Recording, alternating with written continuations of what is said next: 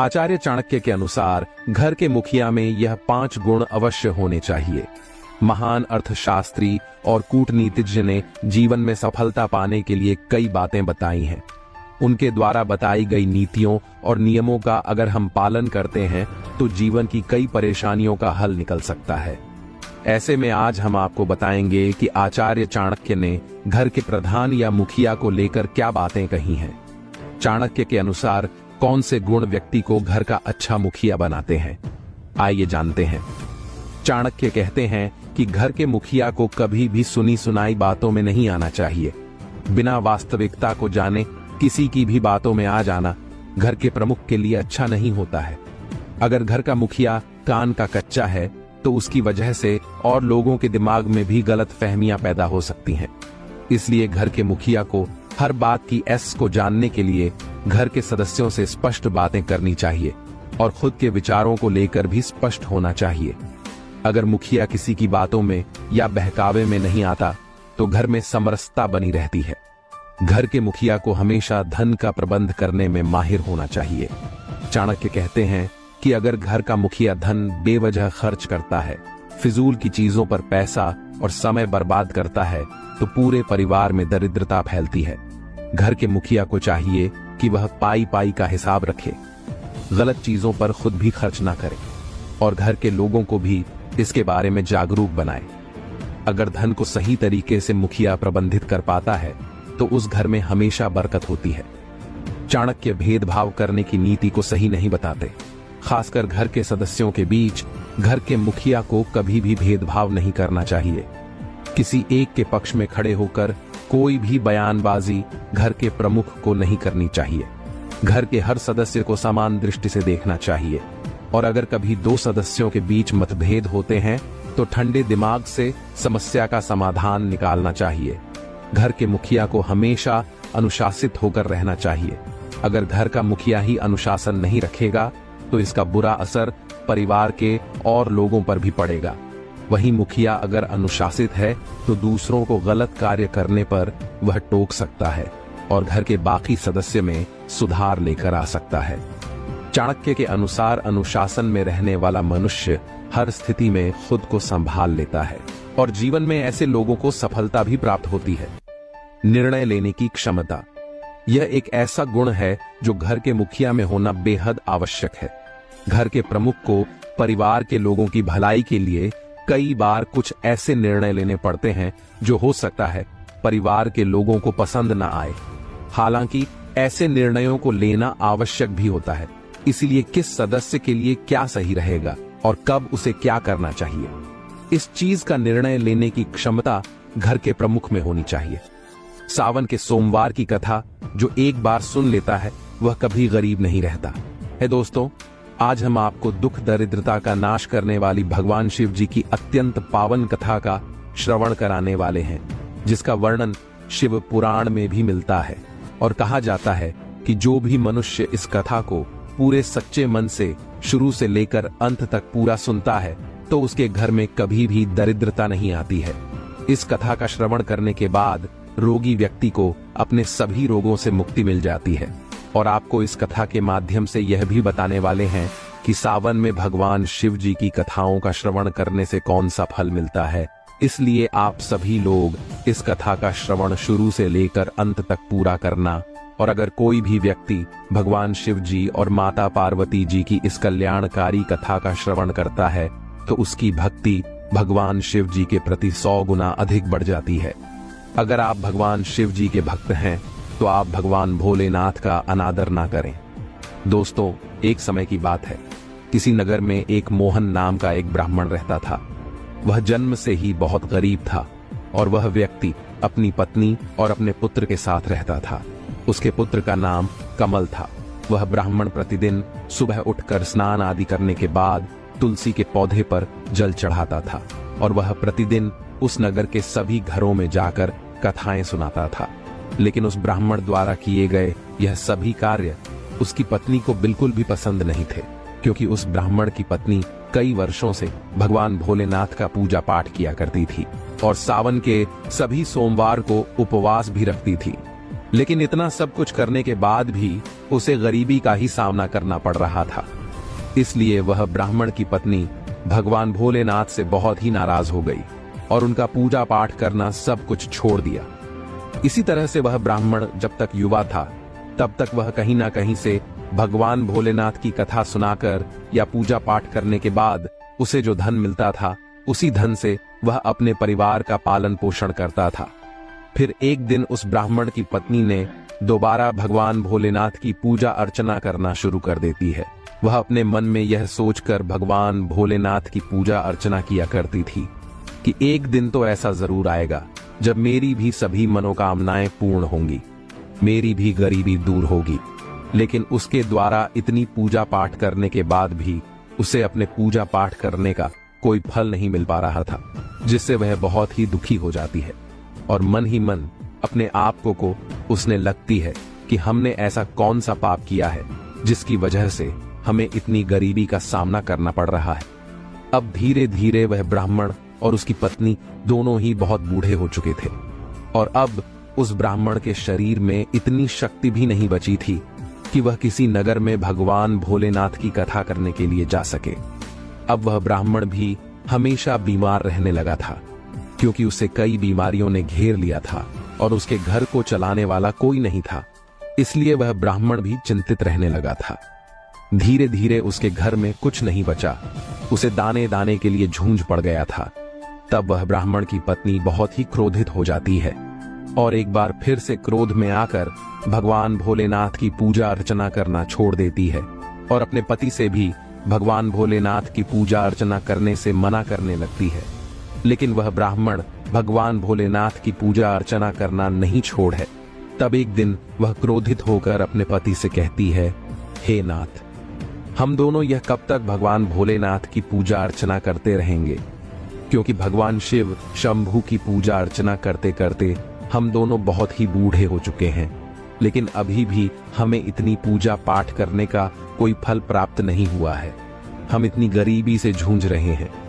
यहाँ तक हमारी गरीबी दूर ही नहीं हुई है, बल्कि हम इसके उल्टा पहले से और भी ज्यादा गरीब हो गए हैं।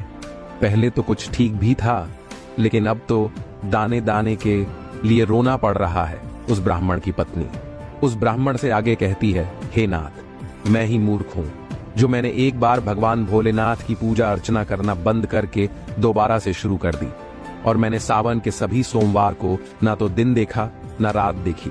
दिन से रात तक भगवान भोलेनाथ की पूजा अर्चना की और उपवास भी रखा।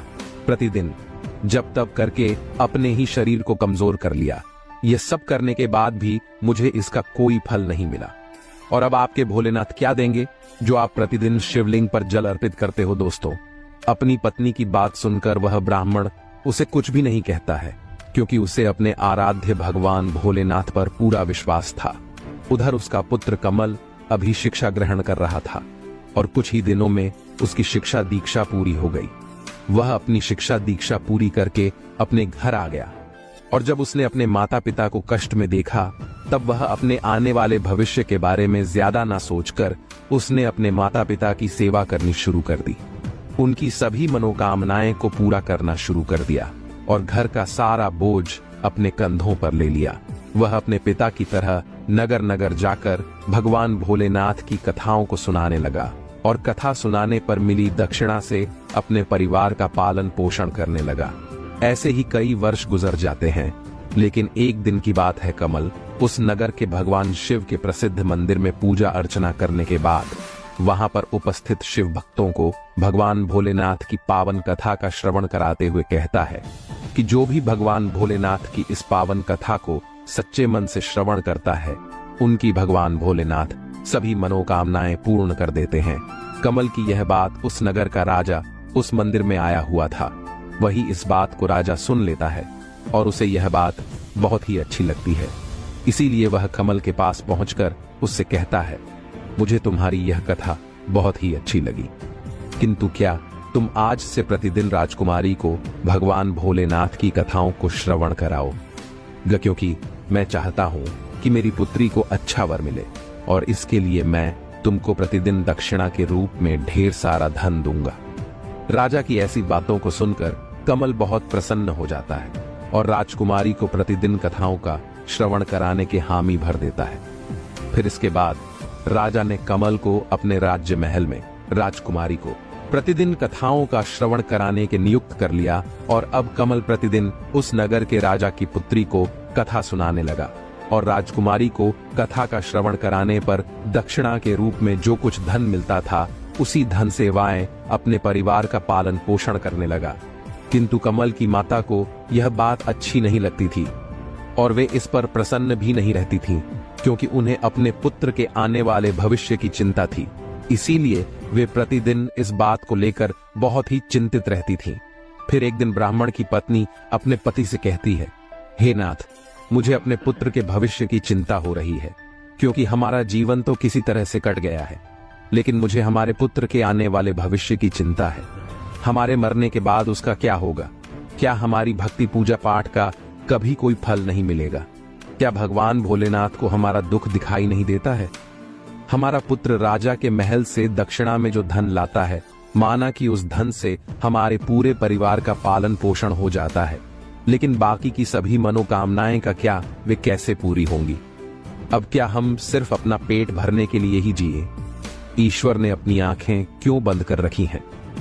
क्या हमारे पुत्र को हमारी तरह ही जीवन भर गरीब रहना पड़ेगा?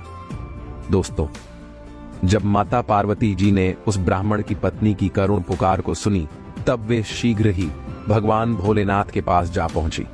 तब भगवान भोलेनाथ जी ने पूछा कि हे देवी पार्वती, आज आप बहुत चिंतित लग रही हैं। फिर माता पार्वती भगवान भोलेनाथ से कहती हैं, हे शिव शंभु, आप तो त्रिकालदर्शी हैं, आपको को तो सब कुछ पता होता है, किंतु आप फिर भी यह प्रश्न कर रहे हैं। चलिए, मैं आपको बता देती हूँ कि मैं इतना चिंतित क्यों हूँ। मेरी चिंता का कारण है वह ब्राह्मण और उसकी पत्नी। आप उन दोनों की परीक्षा क्यों ले रहे हैं? हे प्रभु, वह ब्राह्मण तो आपका परम भक्त है, लेकिन आपने सिर्फ उसके जीवन को कठिनाइयों से ही भरा है। उसे कभी भी उसके द्वारा पूजा करने का फल नहीं दिया। इसलिए मेरी आपसे विनती है कि अब आप उसके जीवन के भी दुखों का नाश करें, अन्यथा कहीं ऐसा ना हो कि वह ब्राह्मण और उसकी पत्नी आपका पूजा पाठ करना ही बंद कर दें और कहीं उसके मन में आपके प्रति श्रद्धा विश्वास समाप्त ना हो जाए। माता पार्वती की इन सभी बातों को सुनकर भगवान भोलेनाथ माता पार्वती से कहते हैं, हे देवी पार्वती, आप चिंतित मत होइए, क्योंकि हमने उस ब्राह्मण के भाग्य के उदय का बीज बो दिया है।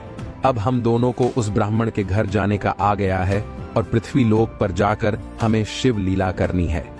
इतना कहकर भगवान भोलेनाथ माता पार्वती के साथ पृथ्वी लोक की ओर चल देते हैं और पृथ्वी लोक पर पहुंचकर दोनों साधु का रूप धारण कर लेते हैं। साधु का रूप धारण करने के बाद उस ब्राह्मण के घर के समीप पहुंच जाते हैं और जोर जोर से आवाज लगाते हुए कहते हैं, अलख निरंजन, घर में कोई है? तब उनकी आवाज सुनकर वह बूढ़ा ब्राह्मण घर से बाहर निकलता है और उन्हें प्रणाम करते हुए कहता है, हे मुनिवर, आपका स्वागत है। बताइए, मैं आपकी किस तरह से मदद कर सकता हूँ? तब साधु का रूप धारण किए हुए भगवान भोलेनाथ ने उस ब्राह्मण से कहा कि आज की रात्रि में हम आपके घर पर विश्राम करना चाहते हैं। तब वह ब्राह्मण अपने मन में सोचने लगा कि यह तो हमारे अतिथि है, मुझे इन्हें मना नहीं करना चाहिए, क्योंकि अगर इन्हें बुरा लग गया तब यह मेरे पूरे परिवार को दे सकते हैं। लेकिन मैं किस तरह से इनका अतिथि सत्कार करूंगा, क्योंकि जैसे तैसे करके मेरा पुत्र जो धन लेकर आता है उससे किसी तरह से हमारे परिवार का पालन पोषण होता है और कुछ भी नहीं बच पाता है। इसलिए मैं इनके भोजन का प्रबंध कैसे कर सकता हूँ? अपने मन में इतना सोचकर उसने कहा कि हे मुनिवर, मेरा पुत्र इस नगर के राजा की पुत्री को कथा सुनाकर दक्षिणा में जो भी धन लाता है उसी से एक वक्त के लिए हम तीनों के भोजन की पूर्ति होती है। इसलिए मैं कुछ भी करके सिर्फ एक समय के लिए ही भोजन का प्रबंध कर सकता हूँ। तब साधु का रूप धारण किए हुए भगवान भोलेनाथ ने उस ब्राह्मण को एक पात्र देकर उससे कहा, हे पुत्र, आज से तुम अपनी पत्नी से कह देना कि इस पात्र में भोजन बनाया करो, तो हम सभी के लिए दोनों वक्त का भोजन बन जाया करेगा। फिर इस प्रकार से उस पात्र में भोजन बनाने से सभी के लिए दोनों वक्त के भोजन की पूर्ति हो जाती है। ये दृश्य देखकर तीनों बहुत ही आश्चर्य में पड़ गए थे और बहुत ज्यादा भयभीत भी हो गए थे। दोस्तों, उसके अगले दिन सुबह उठकर कमल राजकुमारी को कथा सुनाने के लिए जा ही रहा था कि तभी अचानक से साधु का रूप धारण किए हुए भगवान भोलेनाथ ने कमल से पूछा कि हे पुत्र, तुम कहां जा रहे हो। तब कमल उनसे कहता है, हे मुनिवर, मैं तो अब इस नगर के राजा की पुत्री को कथा का श्रवण कराने के लिए जा रहा हूं। तब साधु का रूप धारण किए हुए भगवान भोलेनाथ ने कमल से कहा कि हे पुत्र, आज जब तुम राजकुमारी को कथा का श्रवण कराने के लिए जाओ तो तुम उससे पूछना कि वह अपनी किस मनोकामना की पूर्ति होने के लिए प्रतिदिन भगवान भोलेनाथ की कथा का श्रवण करती है। ये सुनकर कमल राजमहल में पहुंच जाता है और राजकुमारी को कथा का श्रवण कराने लगता है। राजकुमारी को कथा का श्रवण कराने के बाद कमल उसी प्रश्न को राजकुमारी से पूछता है कि तुम अपनी किस मनोकामना की पूर्ति होने के लिए प्रतिदिन कथा का श्रवण करती हो। तब राजकुमारी कमल से कहती है, मैं अपनी इस मनोकामना की पूर्ति होने के लिए प्रतिदिन भगवान भोलेनाथ की कथाओं का श्रवण करती हूँ, जिससे मुझे ऐसा कोई वर मिले जिसकी चर्चा पूरे नगर में सभी करें।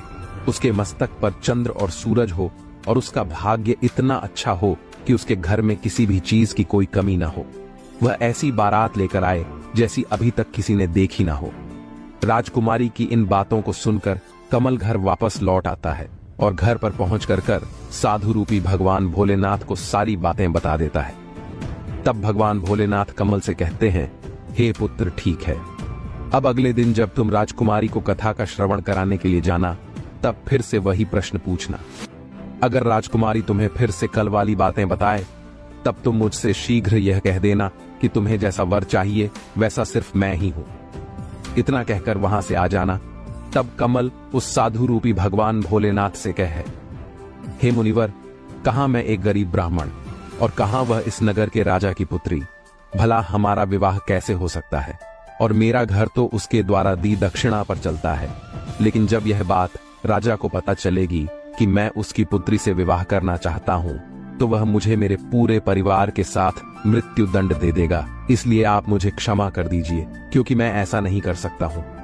कमल की बात सुनकर साधु रूपी भगवान भोलेनाथ ने कमल से कहा कि हे पुत्र, ठीक है, हम अभी तुम्हें तुम्हारे पूरे परिवार के साथ अपने अभिशाप से भस्म कर देते हैं। वैसे ही कमल पहले से ही उनके चमत्कार से बहुत भयभीत था।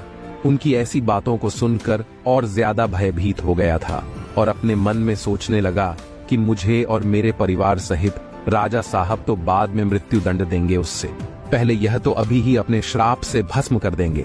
अपने मन में इतना सोचकर फिर उसने ऐसा करने का उन्हें विश्वास दिलाया और राजकुमारी को भगवान भोलेनाथ की कथा का श्रवण कराने के लिए राजमहल की तरफ निकल गया। राजमहल पहुंचकर वह राजकुमारी को भगवान भोलेनाथ की कथा का श्रवण कराने लगा।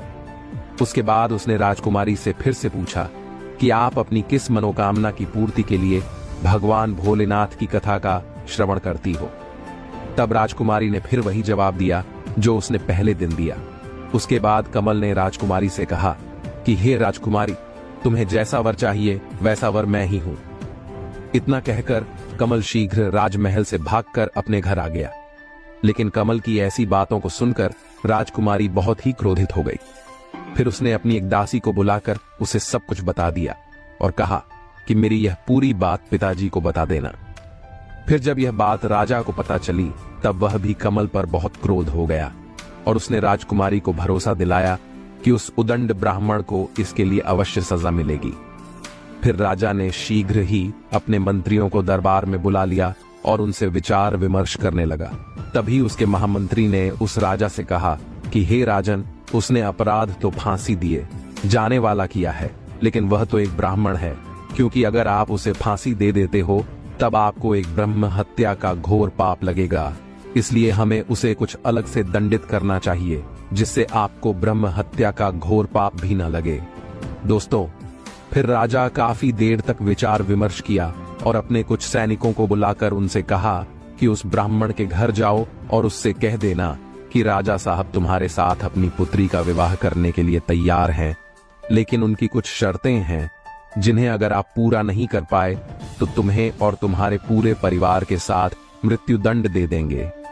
राजा साहब की पहली शर्त है कि सभी बारातियों के ठहरने के लिए कई सारे बारात घर बनाए जाएं। सभी बारात घर बारातियों से भरे होने चाहिए। कोई भी बारात घर खाली नहीं बचना चाहिए। दूसरी शर्त यह है कि बारातियों के अतिथि सत्कार में बनाया गया भोजन बचना नहीं चाहिए। तीसरी शर्त यह है कि ऐसी अद्भुत बारात होनी चाहिए जिसकी प्रशंसा इस नगर के सभी लोग करें, और अगर बारात के पहुंचने पर हमारी कोई भी शर्त अधूरी पाई जाती है तब बारात में आए हुए सभी बारातियों को भी मृत्युदंड दे दिया जाएगा। राजा का आदेश पाकर वे सैनिक कमल के घर की तरफ निकल जाते हैं।